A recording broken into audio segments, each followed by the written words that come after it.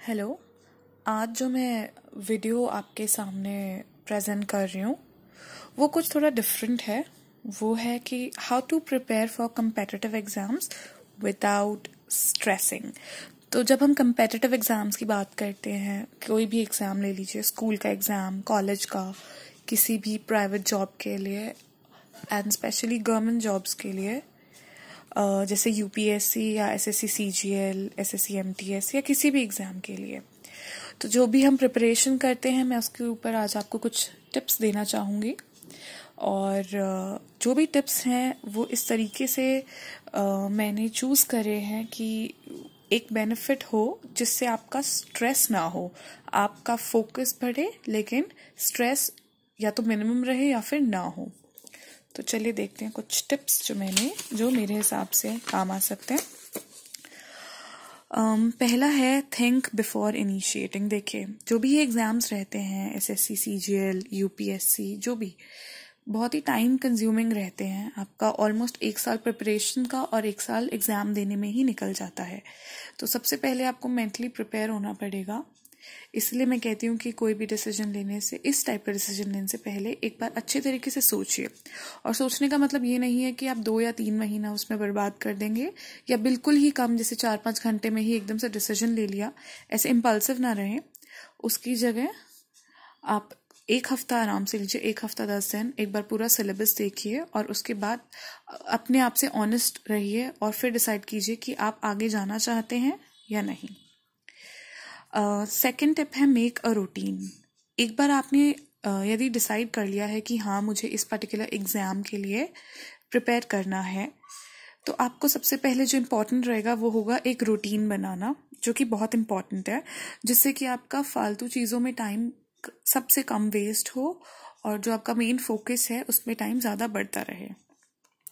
तीसरा है taking care of your self. Generally क्या होता है, जब हम किसी भी एग्ज़ाम को देने के लिए प्रिपेयर करते हैं, बहुत सारे लोग दिल्ली जैसी जगहों पे शिफ्ट हो जाते हैं जहाँ पे कोचिंग क्लासेस बहुत ईजिली अवेलेबल होती है कंपेयर टू अदर स्टेट्स। तो लेकिन आपके घर वाले भी हैं, अब वो एक प्रेशर रहता है कि आप अपना हेल्थ का भी ध्यान रखिए और भी बहुत सारी चीज़, अपना हाइजीन का ध्यान रखें ताकि आपको कोई भी तरीके का प्रॉब्लम ना हो और आपका फोकस हैम्पर ना हो, किसी भी तरीके से फोकस ना जाए। तो बहुत इंपॉर्टेंट है अपना खुद का केयर करने का, अपना ख्याल रखने का। तो इसके लिए आप एक अच्छी बैलेंस डाइट रखिए और जितना भी जो भी आपका प्रोसेस्ड फूड, फास्ट फूड है, उन सबको निकालिए। अपना पूरा ध्यान रखें अपने हाइजीन का भी। अगला टिप मैं दूंगी, work on your organisational skills.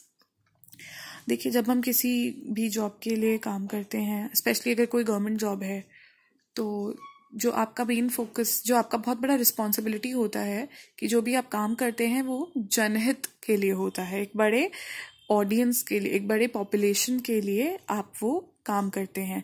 तो उसके लिए आपको अपना ऑर्गेनाइजेशनल स्किल्स अच्छा रखना पड़ेगा ताकि आपके थॉट्स क्लियर रहे और आप अपनी बातों को ज़्यादा अच्छे से एक्सप्रेस कर सके। और उससे पहले जब आप ये प्रिपरेशन कर रहे हो एग्ज़ाम्स के लिए, जिस चीज़ के लिए भी, उसमें आप बहुत ही क्लैरिटी से सोचें और आपका टाइम कम वेस्ट हो। अगला है कि एक आपको प्रायोरिटी लिस्ट बनानी पड़ेगी। जी हाँ, ये बहुत ही ज़रूरी है। आपको अपने दोस्त बनाइए लेकिन ज़्यादा टाइम मत वेस्ट करिए। पूरे, कभी कभी चलता once in a good while, हफ्ते 2 हफ्ते में, लेकिन रोज़ या हर दूसरे दिन वो ठीक नहीं है। आपको अपना प्रायोरिटी खुद सेट करना पड़ेगा, अपनी जिम्मेदारी खुद लेनी होगी। और इसी से मिलता जुलता है सेल्फ कंट्रोल। जैसे कुछ लोग करने कुछ और निकलते हैं लेकिन हो कुछ और जाता है। लेकिन मेरा ये मानना है कि हम अपने सर्कमस्टांसेस के अकॉर्डिंगली ही रिएक्ट करते हैं, तो हमारे इमोशंस हमारे थोड़े कंट्रोल में रहें। आपको किसी भी टाइप की प्रॉब्लम हो रही है, आप एक काउंसलर से बात करिए, आप अपने टीचर्स से बात करिए, अपने फ्रेंड से बात करिए, लेकिन अपना सेल्फ कंट्रोल ना लूज करिए, क्योंकि फिर से वही बात है कि आपका बहुत टाइम वेस्ट हो जाएगा।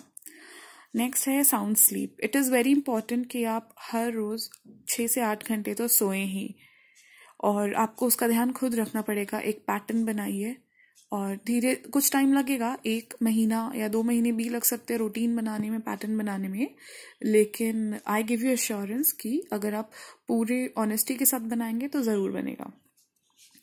अगला है एक्सरसाइज। एक्सरसाइज इसलिए क्योंकि उससे आपको ज़्यादा एक्टिव फील होता है, आपको ज़्यादा एनर्जेटिक फील होता है और आप अपने गोल्स की तरफ ज़्यादा फोकस कर पाते हैं। एक्सरसाइज का मतलब मैं ये नहीं कह रही हूँ कि आप जिम में जाइए और 2-2 घंटा बर्बाद करिए। एक्सरसाइज का ये मतलब होता है कि आप थोड़ा उठिए, एक ही जगह बैठिए, मतलब अपनी बॉडी में थोड़ा एक्टिविटी लाइए। जब आप एक्सरसाइज करते हैं किसी भी फॉर्म की, तो आपका ब्रेन का भी वर्कआउट होता है, तो वो काफ़ी आपके लिए हेल्पफुल रह सकता है। And learn by taking experience, दूसरों के एक्सपीरियंसेस जानिए, इंस्पिरेशनल स्टोरीज पढ़िए जो जिससे कि आप में खुद एक मोटिवेशन आए कि जी हाँ, हमें भी ये करना है। एटलीस्ट एक बहुत ही अपनी साइड से बेस्ट हम ट्राई देंगे और जितना हम हो पाएगा हम वो करेंगे। और लास्ट जो सबसे इम्पोर्टेंट है, हैव फेथ।